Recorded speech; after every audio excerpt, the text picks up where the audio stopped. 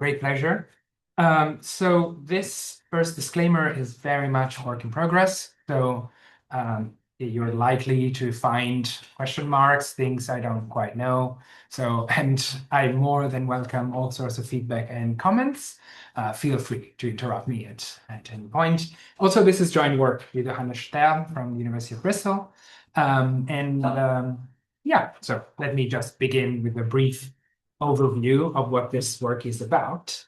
Essentially, what we would like to do is to look at cases of indeterminacy and focus on how to understand the semantics of quantifiers, where indeterminacy is around. Now, there's a lot of ways in which indeterminacy can come about. You might think that a sentence displays some sort of indeterminacy when there is a presupposition failure, or maybe when there's vagueness involved, or perhaps when semantic paradoxes are around. So you have notional truth or satisfaction, and then if you're not careful, you can easily end up with some paradoxical conclusion. Now, looking at all these three things, basically, there are semantics that can deal or are designed to deal with many of these sources of indeterminacy independently, but also in a combined way. And supervaluational semantics is one. Now, I wouldn't say that I necessarily am a committed supervaluationist. Actually, I'm not sure. But I find supervaluational semantics interesting and elegant, and it is especially designed to tackle many of these sources of indeterminacy. So I think it's worth exploring. And we want to extend the supervaluational semantics that are found for first-order languages to generalized quantifiers. So languages that can either feature or can define quantifiers that are non-definable in first-order language, like finitely many, or I don't know, most, kappa many, and so on.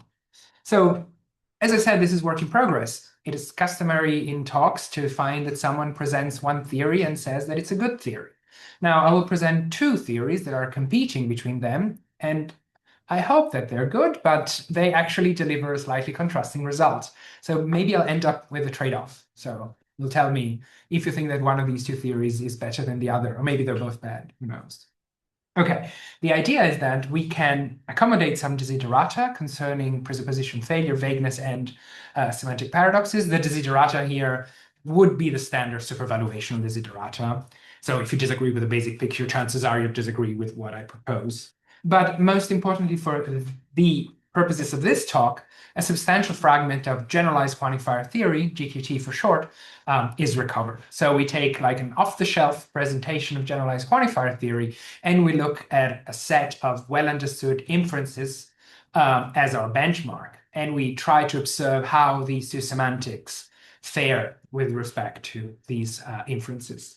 All right, so yeah, as it will be clear, these frameworks are designed to be compatible with Quickly's treatment of self-applicable truth. Let's say that some of my research in the last years, and also the kind of things that I keep doing have to do with self-applicable truth. This talk is not necessarily to do with self-applicable truth, but there will be one slide that basically says that what we do is compatible with self-applicable truth. Now, if you want to know more, I'm more than happy to go into details. This is a program for today. As you can see, I have a lot of slides, but I'm not going to go through all of them. In particular, I'm going to stop at 6. But if you want to know more about quantifier definition, the truth stuff that I briefly mentioned, or some other properties of generalized quantifiers, I'm more than happy to go into details. Okay. So let me present the basic framework, which is somewhat Fregean. Now, I don't claim any philological accuracy. I don't know if Frege thought exactly in these terms, or maybe he didn't. This picture is Frege inspired, let's say. The Frege inspired picture has that concepts are functions from individuals to truth values, and high order concepts are functions from concepts to truth values. And the quantifiers can be modeled as higher order concepts. So as it can be understood as functions from concepts themselves to truth values. Now, let me exemplify. Take the quantifier every is the function that takes as input two concepts, say dog and friendly, okay, and outputs the value true if the function associated to every subset relation is satisfied. So whenever dog applies to an individual, so does friendly. If this happens, then the function that takes as input dog and friendly outputs true if the function is every. Okay. Now, classically, we are in a indeterminacy-free world. So either a concept applies to an individual, or the negation of that concept does, and there are no overlaps. But of course, if indeterminacy is allowed, this is no longer warranted. In particular, you might think that there is a partial, this leads to a partial interpretation of the language. Here we just limit ourselves to partial equals trivalent. Okay, so there are gaps between a concept and its negation. So a concept can be a partial function. Okay. So the usual supervaluational, this is the starting point of many supervaluational picture. They agree with someone who interprets the language in a trivalent manner. But the usual supervaluational complaint against stopping here, okay, is that this is not enough. Because basically this presupposes that you can always separate three cases, the ones to which the concept applies, friendly, the ones to which unfriendly applies, and the gap. Okay, but there's a lot of other possible ways to carve up the scenario and split, let's say, the individuals into friendly, unfriendly, and the gap, right? So this is not always guaranteed, and the supervaluational move is, okay, let's not consider a single interpretation that splits the individuals in three groups, but many.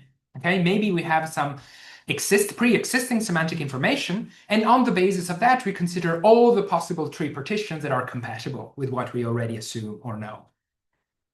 So basically, this means that we combine two strategies for handling indeterminacy, the trivalent interpretation and supervaluation.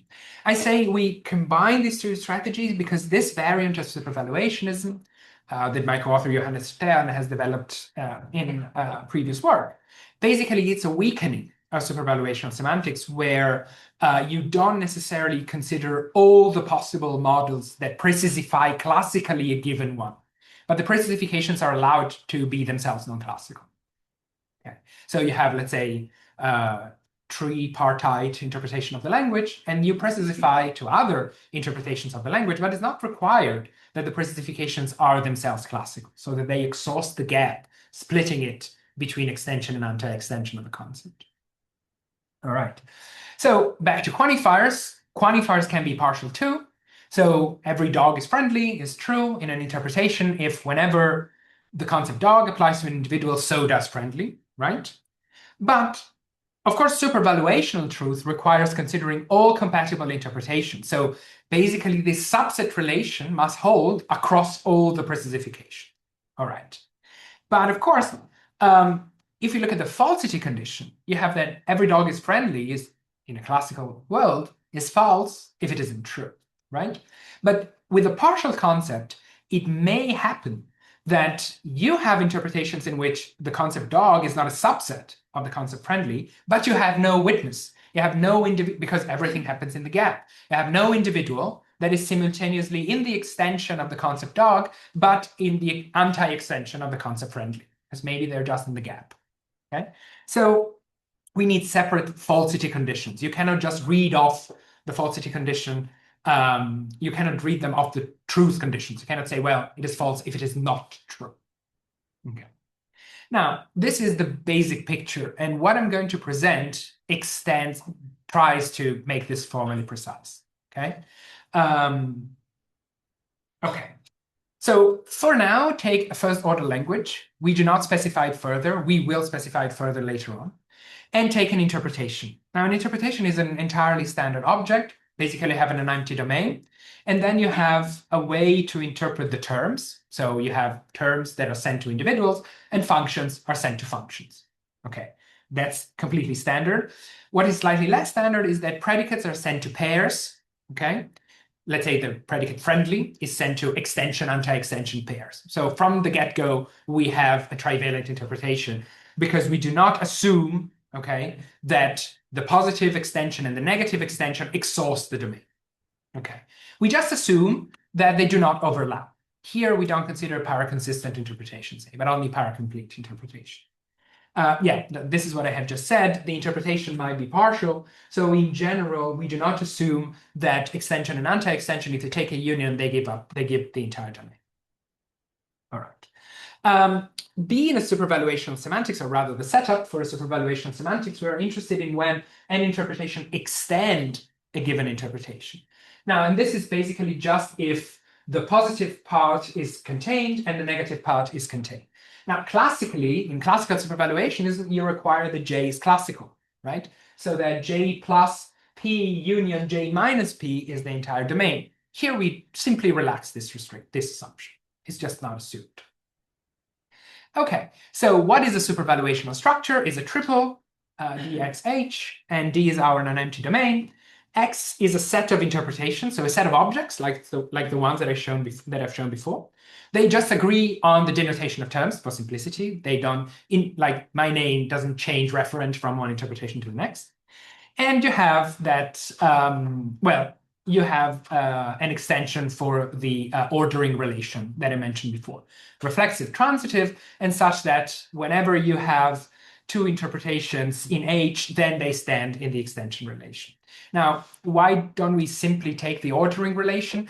Because one way of looking at this is that the supervaluational structure is a modal structure. So you can think of H as an accessibility relation, right? So in this case, it's a reflexive, transitive accessibility relation that connects two worlds, just in case these two worlds are interpretations. And the second world, the one that is larger, let's say, is a world that extends the previous interpretation. So obeys this constraint over here. Okay? So we can view a supervaluational structure as a modal structure, okay, on interpretations. Right. Okay, so now we need to talk quantifiers. And we said quantifiers are higher order concepts. So they live in this function space over here. So the domain of, let's say, the n-ary domain of a quantifier is the set of the functions from interpretation to subsets of the domain of the appropriate arity.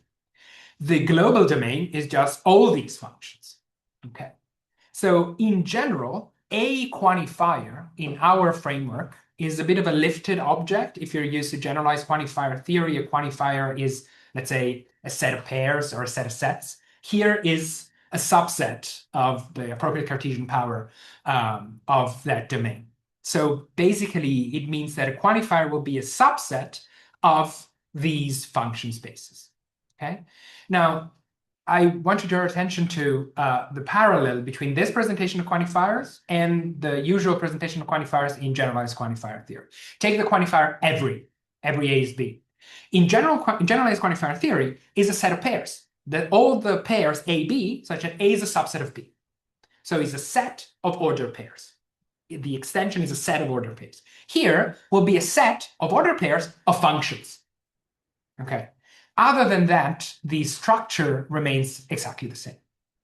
It's just that here we interpret quantifiers as functions and not as their extension. Here is a function from an interpretation to its extension. Now, we will consider type 1-1 quantifiers. So basically quantifiers like every or some or most or kappa many, where they have two arguments, the restrictor and the scope. Sorry, the restrictor and the argument.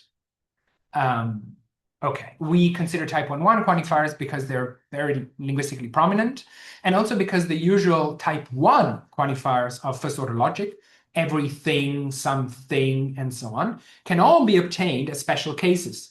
In particular, a type 1 quantifier is something that is often expressed with the thing suffix.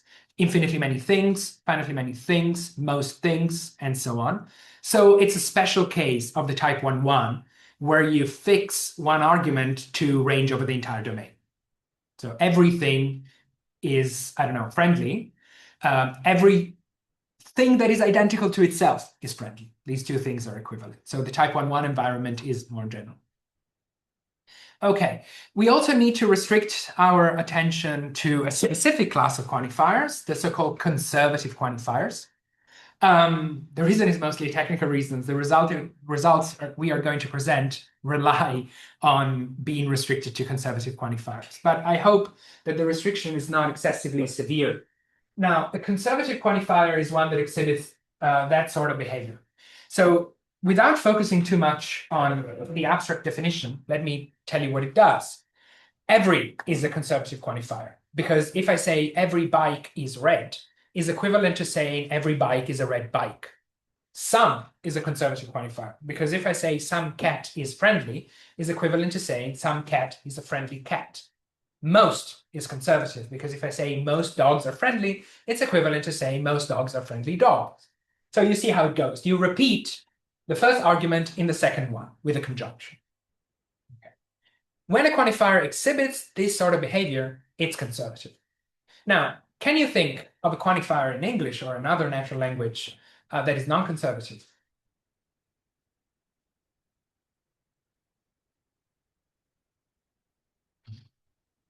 If you can't, there's a very good reason for that. That a lot of linguists believe that there are none. So a lot of linguists believe in something which in the literature is known as the conservativity universal. So the idea that in natural languages, of course, you can write down, a function or a set of pairs that is non-conservative, but the quantifiers, so the extensions that interpret naturally occurring determiners, okay, so every, some, blah, blah, blah, they're all conservative. And this universal has been proposed for the first time in the 80s, I think, by Barwes and Cooper, and has been extensively tested empirically across a variety of different languages that are no relative of each other. So it has been tested with languages that are very, very distinct and have very, very distinct histories. And so far, there is one putative counterexample, but as far as I know, the consensus is that it is not a genuine counterexample. And so far is a very well-attested, empirically well-attested semantic thesis. So this justifies why we should limit ourselves to these conservative quantifiers. And if you're interested in things that have a correlate in natural languages and natural language semantics, this seems like a very good class to be talking about. The putative counterexample is only if treated as a determiner is non-conservative. The consensus is, however, as far as I know, even though this is my area of expertise, is that only is not a genuine determiner. I can say more about later, but basically it modifies positions in a sentence that no determiner, syntactic correlate of quantifiers of type 1 is ever allowed to modify. If I say, I saw him on the train, you can place only pretty much everywhere in that sentence. You can say, only I saw him on the train. I only saw him on the train. I saw only him on the train. I saw him only on the train, and so on. No determiner behaves like that. You cannot do the same with every or most. Okay. Now, focusing on conservative quantifiers is technically very convenient because of a beautiful theorem by Keenan and Stalvey, 1996, that provide a simple and elegant characterization of the space of all the type 1 quantifiers. They show that every type 1 quantifier can be defined. Actually, this is already our use of the theorem. They say that there are two sets that are the same set. Okay, so presentationally they're different, but extensionally they're one. One is the set of conservative type 1 quantifiers. The other is the set that is the Boolean closure of a set containing just three types of quantifiers. And these three types are every, at least lambda many for every cardinal up to the cardinality of the domain, and basic possessives like John's. So whenever you have an individual in the domain, you form a term, so you have a constant for that, and you have the possessive of that individual. Okay, so as a first step to recover all these quantifiers, to give us semantics for all of them, we need to reestablish a version of the Keenan-Stalvey theorem in our framework, because this basically enables us to just limit ourselves to supervaluational semantics for these three quantifiers here, and a supervaluational semantics for the Boolean operator, so that you can obtain pretty much the same set. And in our context, supervaluational quantifiers are defined like this. This is the extension of every. What is the extension of every? All the functions f and g, such that they yield the subset relation, the one that interprets every, across all the interpretations that extend a given one. Okay, this is why we need functions. Basically, it's convenient to use it like this. Without functions, you can do it, but it's more messy. The idea is that every is interpreted by the subset relation. This is classical quantifier theory. Every A is B is true just in case A is a subset of B. But when is it supervaluationally true? When the subset relation is preserved across every precisification. And this basically says subset relation across every precisification, compatible with the one you're given, the one you're starting for. This is at least lambda many. When is at least lambda many A or B true? When the things that are A and B are at least lambda many. Say, here says, this clause says the things that are A and B or F and G are at least lambda many, okay? But this has to be preserved across all the possible interpretations that extend, precisify the given one. Finally, this is the usual semantics for possessives. The intersection of the things that are, say, John's and are A is B. Okay? The things that are John's and A are B. John's cats are friendly. So the things that are cats and John's are a subset of the things that are friendly. Okay? So this is the usual supervaluational, the usual clause for possessive, once again, preserved across all the possible extensions. Okay, once you have that, you just need to define the correlate of Boolean operations on this space of functions. So you just take the algebraic operations. The meet is defined by pointwise intersection, and the complement is defined, as you would expect, as the complement. And then you take the generalized version of the meet. And then you can finally define the set that will include, if things go well, the conservative type 1 quantifier. Spoiler alert, things go well, otherwise I would be presenting something else. So basically, say, take a supervaluation structure, your starting model, and take D to be the smallest subset of relevant Cartesian power that includes the basic ones, so the ones that I presented before, they're all there. And it's basically closed under generalized intersection and complement. Also means it's closed under generalized union. Okay. Now, the Keenan-Stauby theorem in our framework says that for every supervaluational structure, the set of conservative quantifiers of type 1 is the same set as D of n. So the stuff that I have just defined, the smallest collection that includes the basic quantifiers and is closed under these Boolean operations. We cannot apply as is the original proof strategy. One direction is straightforward, the other direction is more laborious, because basically for the left to right inclusion, right to left inclusion, you just have to say that essentially those quantifiers are conservative, and that the basic ones, and that conservativity is preserved by Boolean operations. Okay, whereas the other one you have to generate all of them, and that's less obvious. So here we adopt a proof strategy of paper that I have with Michael Glansberg, where basically you give a purely algebraic proof. So it doesn't matter that you're dealing with sets or functions insofar as you have the right structure. First you show, I'm not going to give the proof because it would be long. I'm going to give a sense of how the proof goes. You look at cons, you show that it's a complete atomic Boolean algebra, and then you can characterize the atoms as specific quantifiers. So once you have the atoms, you have everything because it's an atomic Boolean algebra. Now, the atoms can also be defined as Boolean combinations of non-atomic quantifiers. So the atoms would be small elements in the algebra. You can characterize them with big elements in the algebra taking intersections, okay?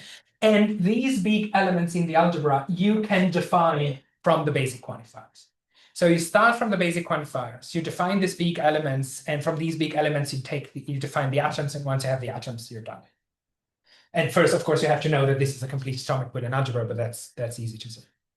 Okay, so this basically tells you that in order to give a supervaluational semantic for all these very large space of quantifiers, which is all the conservative type 1, which according to the universal that I shown before are all that you need for natural language semantics, you just need basically these things, the basic ones and the Boolean clauses. So I'm going to present them. Yeah, we want to use the Keenan-Stauby theorem as a definability result. So we want to produce a semantics for a specific object language, a language that extends the unspecified first-order language that I presented before, where you have formulas, where you have formulas in the language, okay, whose extension is exactly the conservative quantity, whose extension is one of the conservative quantifiers. So we want to define all of them with suitable formulas. Okay, so in order to have a language that defines all these quantifiers, we should have the basic quantifiers in the language. So the basic quantifiers, every, at least lambda many, and the possessives should be, quantifiers that form formulas in the language, bind variables and attach to other formulas. And then we should have a correlate of complement and generalized intersection. Now, complement is negation. Generalized intersection, however, needs to be infinitary conjunction, because otherwise the conjunction that you have is too weak, doesn't do the job. So we require an infinitary conjunction. The right size of this infinitary conjunction really depends on the basic model that you have.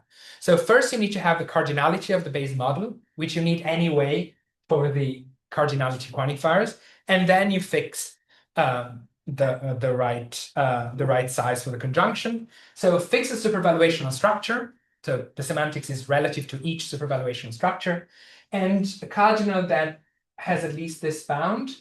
The only reason is that otherwise it doesn't work. It has to be like this, and then take this to be an infinitary conjunction whose size is at most that kappa. Okay, now assume the usual negation. Formulae are defined in the usual way for infinitary languages. It basically says that you can form conjunctions with sets that are up to that size. Okay, every other formula formation rule is unchanged. Term formation is also completely standard. Okay, and now that we have the language, we can define an actual semantics. And so this is an extension of a first order language. So we need an assignment of variables. So just the usual, just an assignment from variables to objects in the domain. And then the denotation in a supervaluational structure works exactly like in Tarski semantics. So the value of a variable is the result of the assignment. The value of a constant is the result of the interpretation of the constant. And the value of a function is calculated recursively in the usual way. Now, for the satisfaction conditions for the logically complex expressions. Now, for atoms, that's easy. An atom is true under an interpretation if it belongs to the positive extension, is false if it belongs to the negative extension.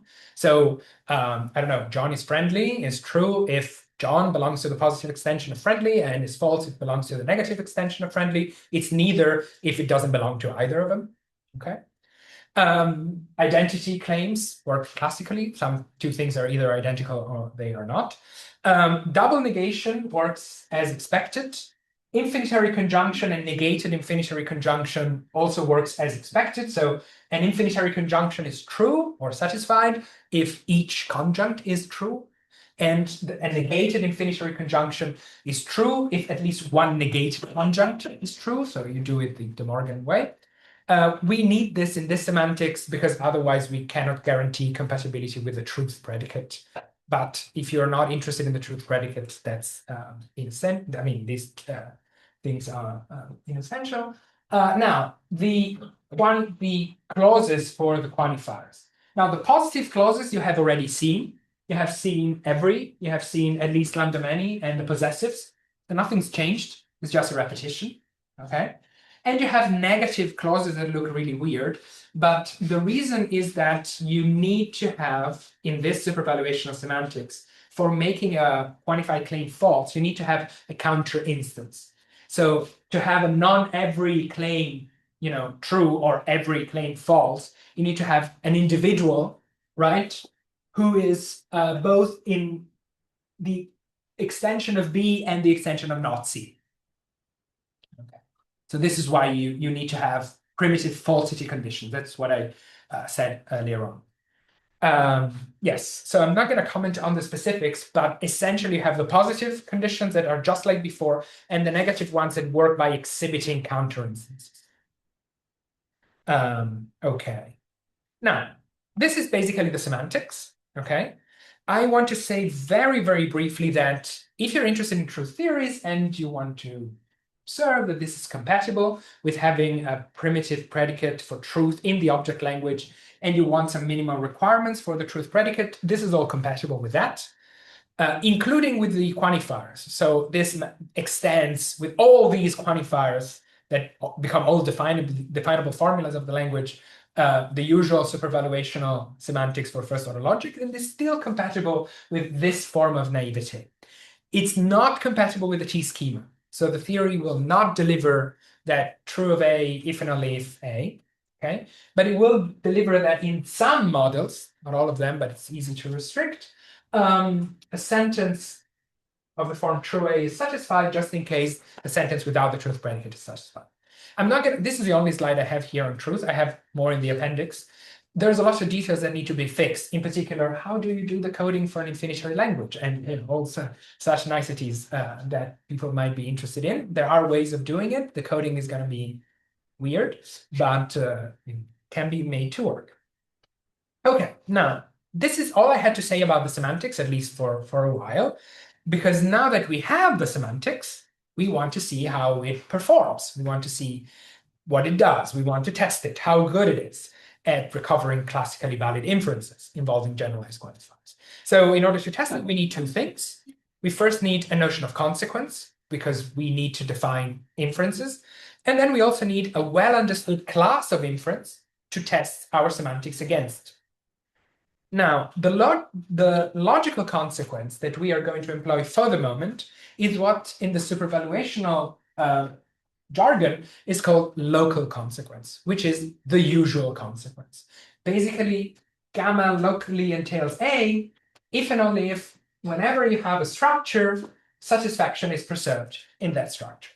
This is the usual consequence relation. Now, in supervaluation semantics, it's also customary sometimes to employ a global notion of consequence, which basically says, if every structure makes the premises true, then every structure makes the conclusion true.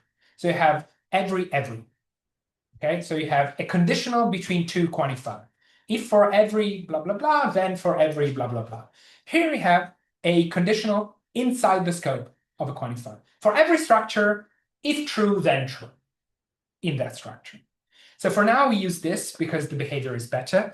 We then introduce a variant of the previous semantics, but for that, we need the global consequence relation. Okay, so for now, everything is as usual, nothing fancy. And for B, we will test our semantics on monotonicity properties, which are a very well understood class of inferences in generalized quantifier theory, both mathematically and linguistically, from the point of view of natural language semantics. So the monotonicity property of the quantifier basically has to do with how it behaves with respect to the subset or superset relation. I will give a very simple example. Take every, right? Suppose that every dog is friendly. It certainly follows that if you take a superset of friendly, say friendly or asleep, right? Then every dog is also friendly or asleep, okay?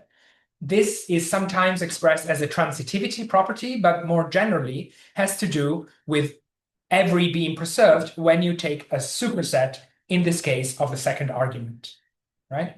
Many other quantifiers can be observed, all of them, in fact, can be observed under this light. And you may wonder, for example, if it is true that at least 10 cats are black, entails that at least 10 creatures are black, right? 10 mammals are black. But of course, at least 10 cats are black doesn't entail that at least 10 cats in Lugano are black, because they might live elsewhere, right? So for instance, at least is preserved if you go upwards in the first argument, but not if you go downward in the first argument. And so on. At least 10 cats are black entails also at least 10 cats are black or red, for example. Okay. So essentially, generalizing from these examples, you can say that a quantifier is upward entailing in the first argument, okay? And you write it with an upward arrow to the left of the mon symbol. If basically you can go up in the superset relation in the first argument, down if you can go down, up to the right, like in the second bullet point here, if you can go up in the second argument, and down if you can go down. And of course, these properties mix in whichever way. So you can have two upward entailing, two downward entailing, one up, one down, doesn't matter. There's a lot of relations that are well studied between monotonicity properties, and especially the behavior of negation. I'm not going to go into any of them, but typically negation switches some of the monotonicity properties. I've only considered external negation here, but you might also consider internal negations, Q naught rather than not Q. And you can consider what is called the dual, not Q naught. And they all have an effect on monotonicity properties. Okay, so since we know a lot, taking, as I said, an off-the-shelf presentation of generalized quantifier theory about monotonicity, they look like a good testing ground, also because many of the inferences involving quantifier can be reduced to forms of monotonicity. Okay, here I'm just going to give you a glimpse of what happens in this semantics. So if you look at, oh, by the way, I'm going to test monotonicity properties using every, because that's the obvious correlate of the subset relation. So you can test them as inferences involving some quantifier, whatever quantifier you want, and the quantifier every.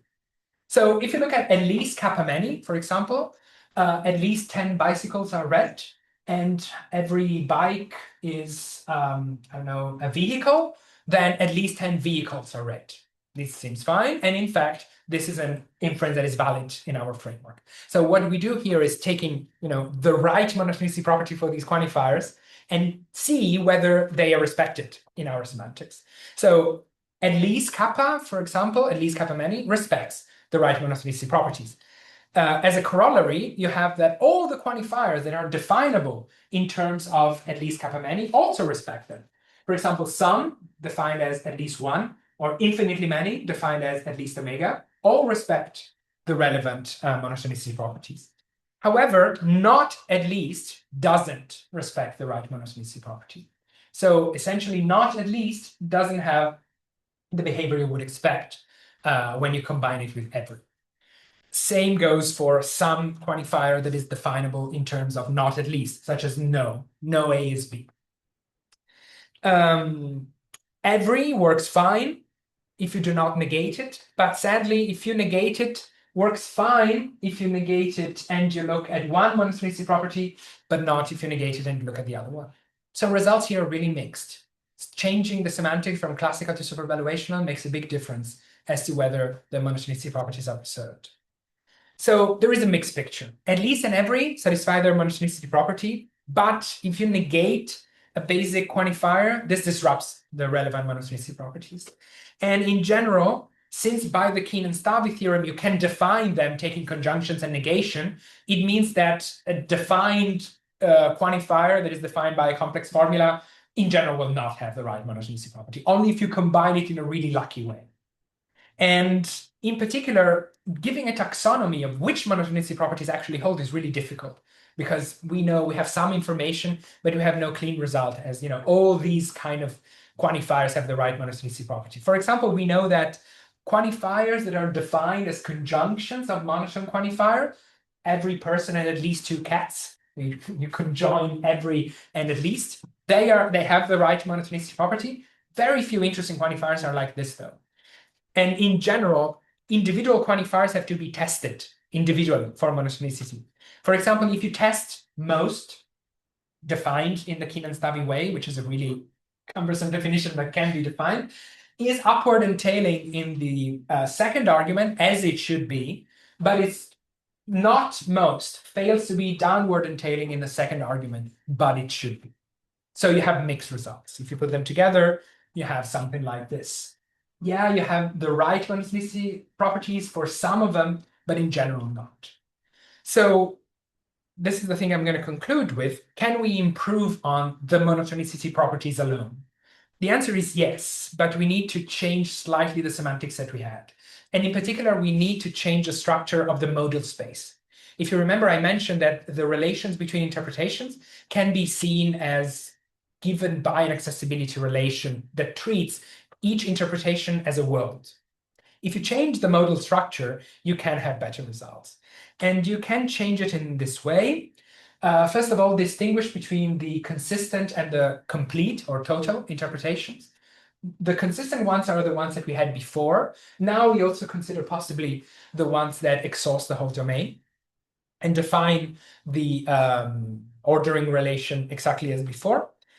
Now we are going to interpret negation via the Rowley star. So the Rowley star basically sends an interpretation. Okay, the positive part of the interpretation of the predicate is sent to either the things that are neither positive nor negative, or the things that are just positive. and dually for the negative part.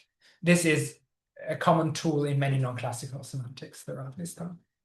And here you can basically do not what we had before, but a symmetric version, as it is sometimes called, that is very reminiscent, for those who are familiar, with Hannes Leitgeb system HYPE, where you also have a modal structure that is done to interpret basically a strong conditional over an FDE semantics, whose clause for negation uses the Ratley star. So a supervaluation structure in the symmetric fashion is exactly like before, with the difference that you also have the Ratley starred interpretations. So you have the interpretations and the Ratley star. And the accessibility relation is now much more articulate. I'm not going to comment on them. Essentially, you just make it reflexive, transitive, and convergent this time. So whenever you are at a world, you access two worlds, you converge back. They access a common world. So you make this diamonds. And it has these properties that basically show that the Ratley star, sorry, this should be a star, that behave as expected. So if you do the relevant modification to the accessibility relation, so this very much looks like Hannes Leitgeb system HYPE, then you can give much simpler clauses for negation. You can basically say, whenever something is a negated formula, just take the classical clause. So a structure makes a negated formula true if it doesn't make true the non-negated formula. For technical reasons, this isn't our primitive clause. You can prove that our clause, which is more complicated, reduces to that. I'm just going to present the result. And also take infinitary disjunction to be primitive this time. And if you have all these things, you can test monotonicity property again. But if you want the optimal results for your test, is best if you take global consequence this time. So we say that gamma entails A globally if every structure makes gamma true, then every structure makes A true. Okay, so rather than having for every structure truth preservation, you have if true in every structure, then true in every structure. Okay, if you do all these tweaks, so you tweak the modals, the accessibility relation, as I mentioned before, and you take global consequence relation, you can improve on the previous results. Now, for a monotonicity property P, so let P vary over the properties that I presented before. Mon up, up, mon up, down, all of them. Let P be one monotonicity property. Let's say that a quantifier Q has the property P in a given semantics if the inferences encoding P are valid for Q in that semantics. What does it mean? For example, every has the monotonicity property written here, so down arrow in the first argument, up arrow in the second argument, in generalized quantifier theory, because these two inferences are valid in generalized quantifier. So you can view them as forms of transitivity, of course. Every C is A and every A is B, so every C is B, yes. And every A is, oh, sorry, this should be A. Every A is B and every B is C, then every A is C. Okay, so you can view them either as transitivity or monotonicity, but you can say that every has that monotonicity property in the classical semantics because the relevant inferences are satisfied. You just need to check two inferences. The pleasant result that you have after modifying the semantics is that while previously you only recovered monotonicity properties in a very piecemeal fashion, here you actually recover all of them.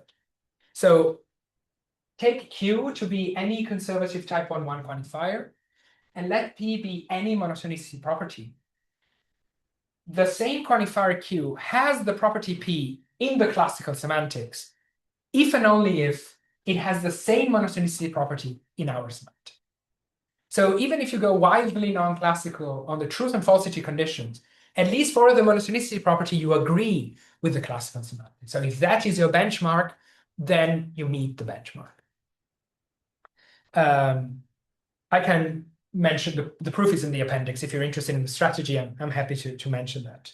Basically, it essentially uses the Keenan-Stavy theorem as a definability theorem to prove essentially normal form theorem for quantifiers. Okay, so this picture is much better. Every monotonicity property is now regained. So all the ones that you have in classical semantics, you have here. This, of course, doesn't mean that there are no divergences between our semantics and classical semantics. Who knows? We have only tested monotonicity. I'm sure that they disagree widely in some other respects. Yeah, this is what I've just said. These results don't yet show that the theory captures every possible inference involving quantifiers, but just that a substantial portion of the classical theory of quantification can be recovered.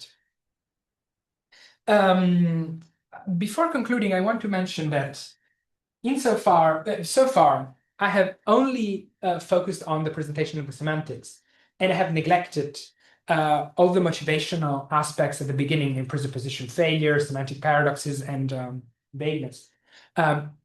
This is because the treatment that we give here of these issues mirrors the usual supervaluational treatment, and it basically is the motivating force behind all this work.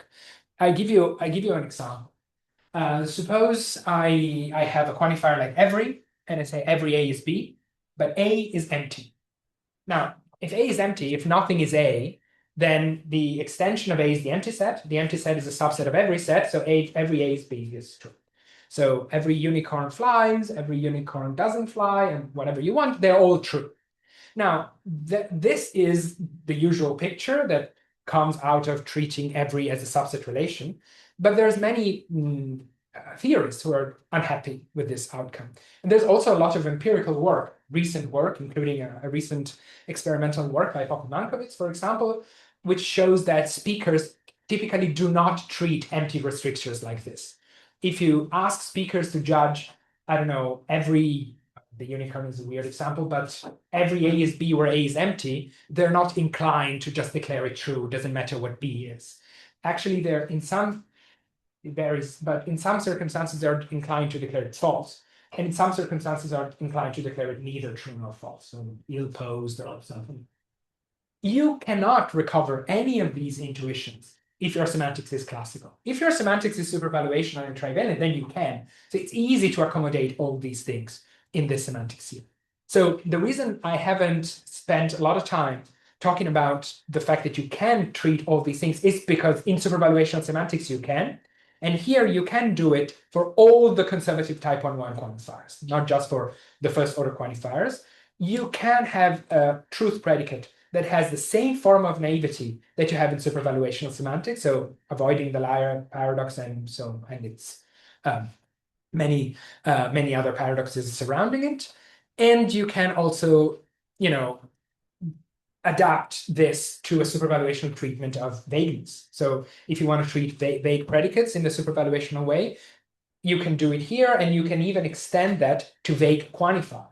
Quantifiers are inherently vague, many of them, and context dependent. If I say many people are here, is that true or false? Well, that depends on a lot of factors. And if you want to give a supervaluational treatment of the vagueness in the many quantifier, or many other quantifiers that are inherently vague, you can do that. So it's easy for this sort of semantics to address these issues. What is not easy is behaving classical. This is why I focus most of my presentation on recovering as much classical behavior as possible. Because a non-classical behavior that is designed to remedy some weird artifacts of the classical semantics, that's easy for these semantics to deliver. What is difficult is delivering classical inferences. Now, okay, so conclusion. You might think that the second semantics I presented performs much better. And if you only look at monotonicity properties, it's indeed hard to question that. However, actually, if you widen the scope a little bit, I think that there might be a trade-off between these two semantics. So the second one both offer a supervaluational treatment of indeterminacy, which is what I said before, and both retain a form of naivete. And the second one performs better on monotonicity properties. However, as soon as you consider more things, right, then you have a more nuanced picture. In particular, as soon as you have every, it's immediate to define a conditional connective. Every A is B can be used to define if A then B. You literally define it as every A is B. Now, if you have a conditional connective, the behavior of the conditional changes a little bit. Here, I do not consider other parameters, but in particular, the deduction theorem changes. So if you have the first semantics that I mentioned, they're both fine as far as weak naivete goes. This performs not so nicely on monotonicity properties, but it has a deduction theorem. So if you want to internalize with the conditional connective every valid inference, you can do that. Here you have a better result on monotonicity properties, no deduction theorem. As far as we can tell, we have no sharp result here, but as far as we can tell, there's no going around this trade-off. So you cannot really tweak the second semantics to have the deduction theorem. You can do that, but you lose this. And similarly, you cannot really tweak the first to have the monotonicity properties. As far as we can tell, this is a genuine trade-off. And I don't know, what do people think? What's best, to have the deduction theorem, but let go of some monotonicity properties, perhaps the other way around, perhaps neither. So this is, I hope, up for discussion. For now, thank you very much.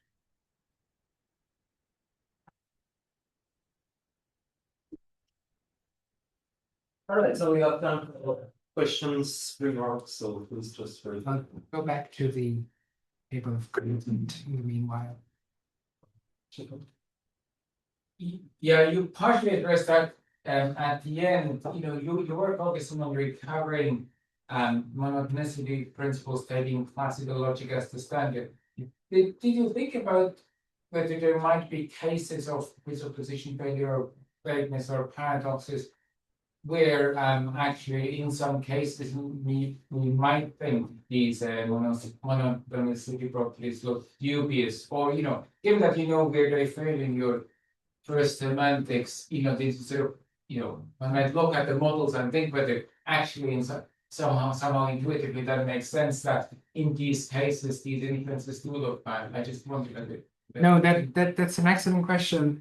The short answer is I don't know, because the data isn't very, there isn't much data in the sense that in the classical case, where none of these indeterminacy is taken into account at the semantic level, maybe there is a pragmatic story for the indeterminacy, there aren't any obvious counterexamples to the monotonicity properties that you end up validating. Of course, as soon as you introduce sources of indeterminacy, the picture might change, but there is very little empirical evidence, for example, of what people might think when considering the monotone behavior of a quantifier whose restrictor is vague or strongly presuppositional or witnesses a presupposition failure or self-referential in a paradoxical manner. There is very little data on that. There is the empirical work that I mentioned at the end is one of the works that starts looking at this data. It's not the first one.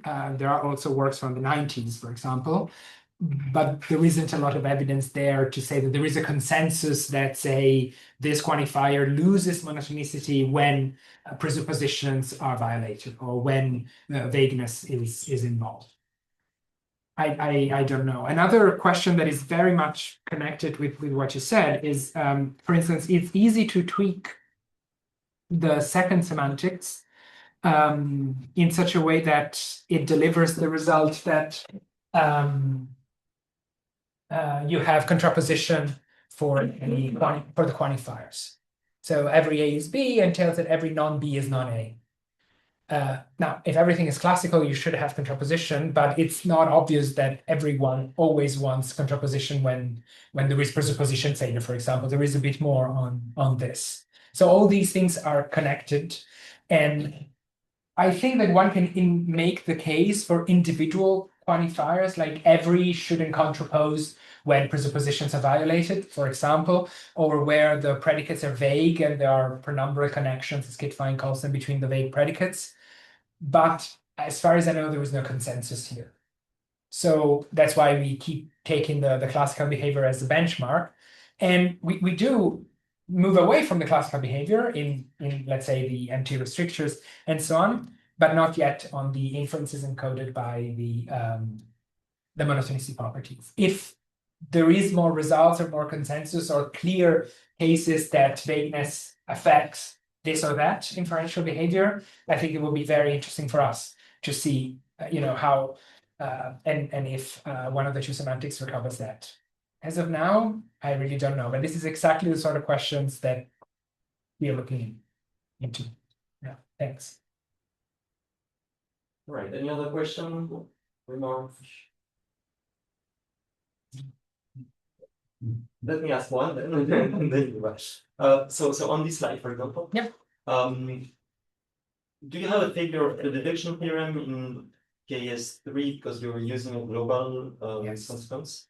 Okay, and so have you investigated like taking K3 with the global and KS3 with the local? And Yes. if everything fails, or it's something?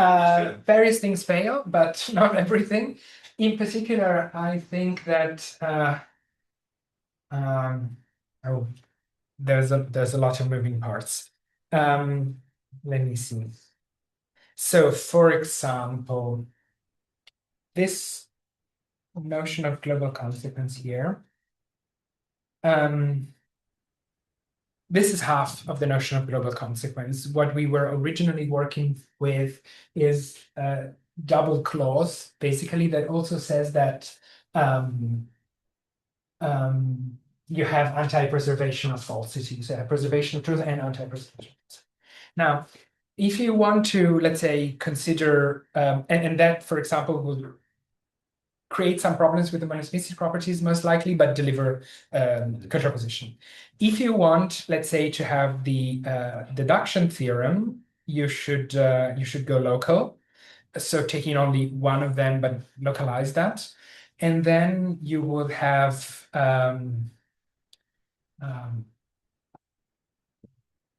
you would definitely lose some of the monotonicity properties for sure, and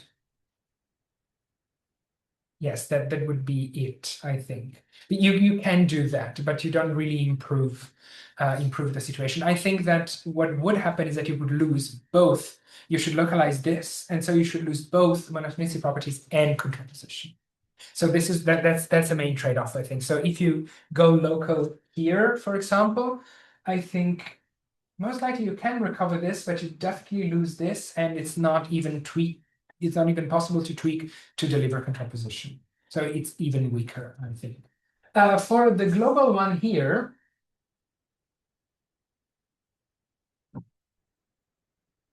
I think the global one here, you lose both. The global one here, so here you have a genuine trade-off, whereas here you would lose both, because you definitely lose the deduction theorem, but the clauses are insufficient to give you monotonicity, because you would have, I think, the very same counterexamples. Now I would have to check, so this is very speculative of my part. But I think you might have a trade-off here, but not here. I think. Thank you. I don't know if this is a good question, but I'm interested in the when we use any, as in you can take any book or Okay. stuff like that, and because Russell talks about that quantifier as a disjunction, disjunction for free choice or something like that. And then So you can take one book or two, or this book or that book or that book. And so it's one or it can go on infinitely. And I was wondering how one would make sense of that here, if one can account for it as a big disjunction. No, well, firstly, if one can account for that quantifier as one just reducing it to one of the main three that you mentioned, or if not, then how to make sense? Oh, well, many of these quantifiers will be definable in the infinitary language that we have. So if you want to define a quantifier that in the end delivers all these possible disjunctions, then it's easily definable in here. Many quantifiers would actually be defined like this. These are some examples. I don't have any specifically, but you can define some quantifiers using already the basic quants, but just changing the number. So some is at least one, and so on. No is not at least one. But you can also, and infinitely many is at least omega, finitely many is not at least omega. One thing you can do, for example, is I'll give you the definition of most, because any, I think it's simpler than that. Suppose you want to define an instrumental quantifier, which kind of means more than, but it doesn't really mean more than. But it basically says at least lambda many things are A, and it's not the case that at least lambda many K's are B. Once you have that, you can define most as at least lambda many things are A and B, but not at least lambda many things are A and not B for all the lambdas. So this is the bit that is relevant for you, because you can, whenever you have a selection, for instance, of one object or two objects or three objects, you can always take the selection which is essentially the existential quantification of that. Since these quantifiers, including your NA, cannot be directly represented as existentials, including most, the next best thing is a big disjunction. So I'll explain this with most. I'll try to explain this with most because I'm more familiar with that rather than any. I hope it applies straightforwardly to what you said. Perhaps not, but the intuitive way, I think, to render most, right, most A or B, set theoretically means the things that are A and B are more than the things that are A and not B. So if you take the classical semantics for most, you have the cardinality of A intersect B is strictly larger than the cardinality of A intersect complement B. Now, since you cannot take this as the definition, because you always need to define it in terms of things that you already have, so at least lambda would be your relevant quantifier here. One candidate definition for most would be there exists an X such that the things that are A and B are X many, but the things that are A and not B are not X many. It means you start looking at things, the things that are A and B and things that are A and not B in parallel, right? And at some point you hit a number such that the things that are A and B are that number, but the things that are A and not B do not reach that number. If you have that, then the first things are more than the second things. So you think most things are most A or B.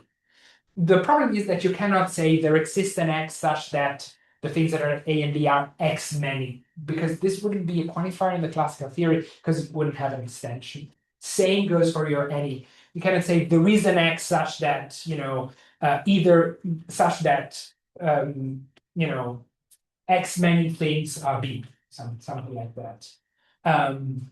But you can simulate it with a big disjunction. So your any would be something like the disjunction of at least one, at least two, at least three, at least four, and so on. So this would just give you the fact that you would treat any as a type 1 quantifier, I suppose. So any A is B if either 1 or 2 or 3 or 4 or 5 many A are B. So you'd have the disjunction of at least. It wouldn't give anything like the free choice, though. This is completely left out. But just the fact that it's a free choice amongst all the possible number of books, for example, of A's, that is definable. Sure. All right. Byron, you can Stefan. All right, I don't know if this is, I guess I'm kind of just asking about what you can do when you say, so you say every type 1 quantifier can be defined. Yeah. But then you also seem to suggest that you might also want to be able to handle certain type 1 quantifiers. Yes. But I guess I was wondering about what kind of apparatus you can appeal to, because I know sometimes generalized quantifier theorists will want to take names to be quantifiers. Ah, you mean like Montegovian? Yeah. So can you just appeal to like ordinary names in the construction with every? We have Montegovian individuals here actually, and they are used in the proof of the Keelan-Stavi theorem. Oh, but no, I didn't show the proof. But for instance, that's a very good catch. I try to smuggle the Montegovian individuals without saying that, but we have them. In particular, when you look at possessives, where are they? Here. mm-hmm. Basically, here the Montegovian individual will be like something like a filter generated by a single element, something like that. And here you have basically an arbitrary restriction of that. And so we definitely definitely treat individuals as quantifier here.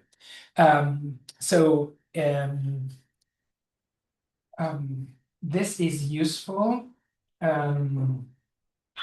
because sometimes in English syntax or in other languages, we do combine single individuals with other quantifiers. If I say John and every student like ice cream, something like that, then I'm conjoining with and the determiner every student and John. So it's very convenient to have them as the same syntactic type. And here we can do that. The Montegovian individual is a special case of that. So where you take the R relation to be the set of all sets that include the individual. So that's a special case of that. So you can define all quantifiers that involve Montegovian individuals. If you're interested more specifically in the restriction from the type 1 to the type 1,1, then you can do it in the usual way, which is just restricting one of the arguments to x equals x.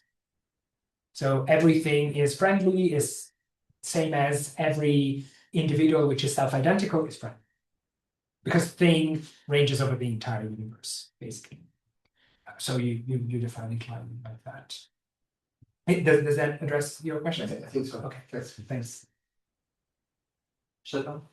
Yeah, this is just out of interest. I had never heard of this conservativity in universals before, so I'm just trying to understand really what's going on. So you said only might be an example. So is the idea sort of every dog is a dog is true, but every dog is a dog or cat is false? No, the conservativity, you need two arguments. Every dog is friendly. Oh yeah. And then every dog is a friendly dog. Or every ice cream is tasty. Yeah, but I would like to have an example with only that's a putative failure of. Oh, because you would have something like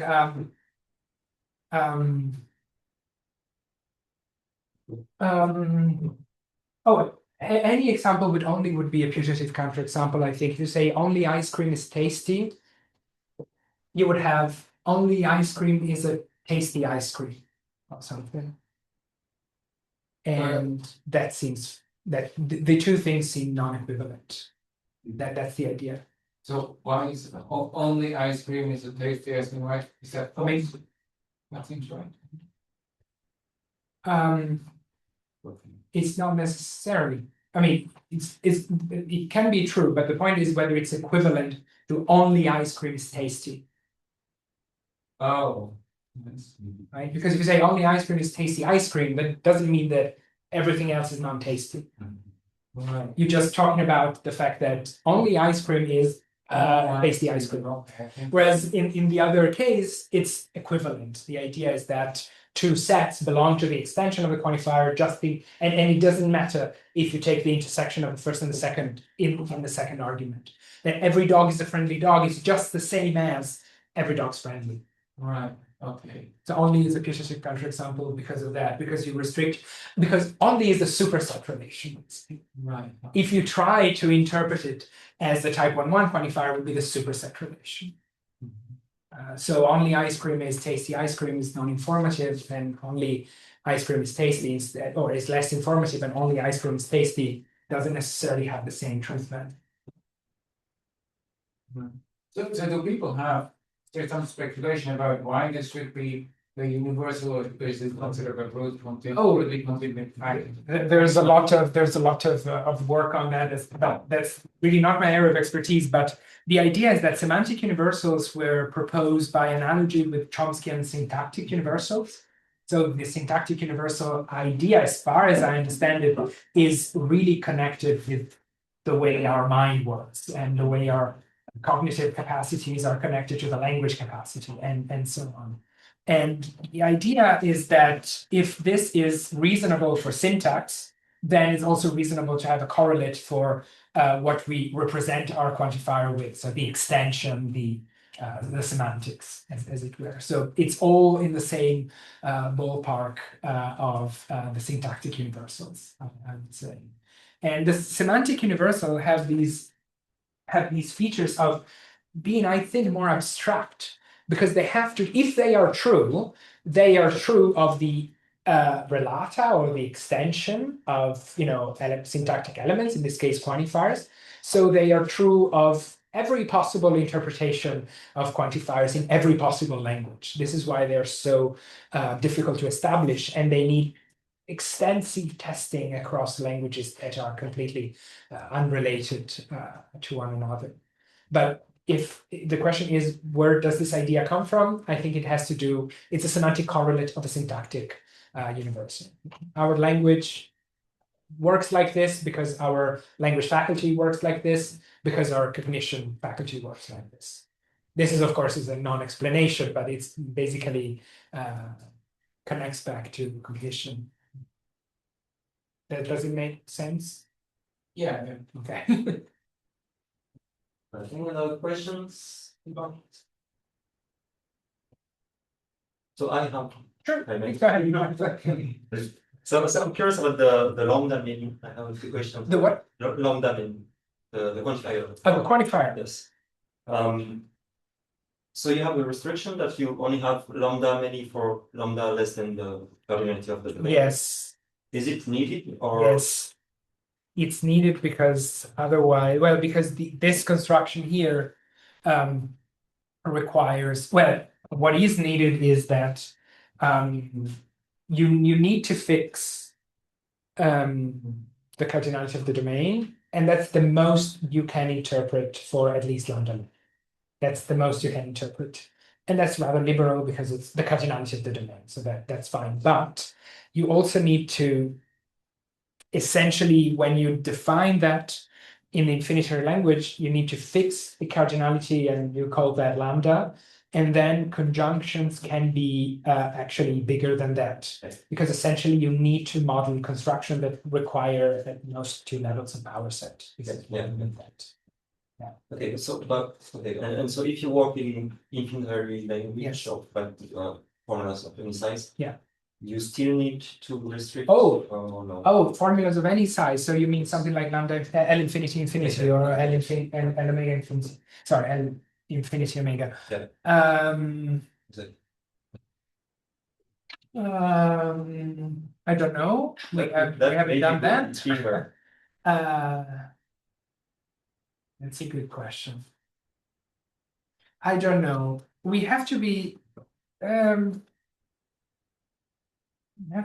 with the coding there for the truth bit, because the coding works very relatively smoothly. This has all been done in the 70s by people working on large infinitary languages like Alejandro Dickman.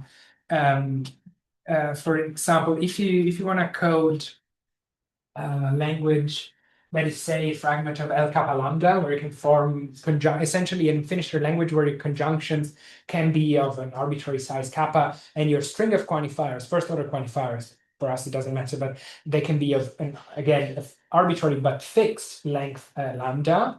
You can encode that using hereditary sets. Take L kappa omega, for example. So you have formulas which can contain conjunctions which are infinitely long, let's say of length kappa, and strings of quantifiers that are finite. Strings of quantifiers are like a first order language. Now you can take one of those formulas and send it to a hereditary set of cardinality kappa, because this set will have at most cardinality kappa, but its elements will also be sets of at most cardinality kappa, and their elements will also be sets of at most cardinality kappa, and so on and so on and so on, but in a well-founded way, so that you can have conjuncts of at most cardinality kappa appearing as conjuncts of a big conjunction of at most cardinality kappa, and so on and so on. So you can view it via trees, essentially, right? If you take something like a language that doesn't have the bound for the size of the conjunction, like L infinity infinity, where basically you take the union of all these languages, and in general you do not have any bound, probably you can code all the fragments and take the union again. I don't know. Honestly, I haven't. I don't know. But yeah, the idea is that if you're interested in natural languages, then L omega 1 omega is enough. So just take infinitely long conjunction. That's enough. But in general, that's a very good question. Something I should have to. So if you have this infinitary language, truly infinitary, do you still have to consider only the lambda many quantifiers for lambda less than the domain? I suppose not.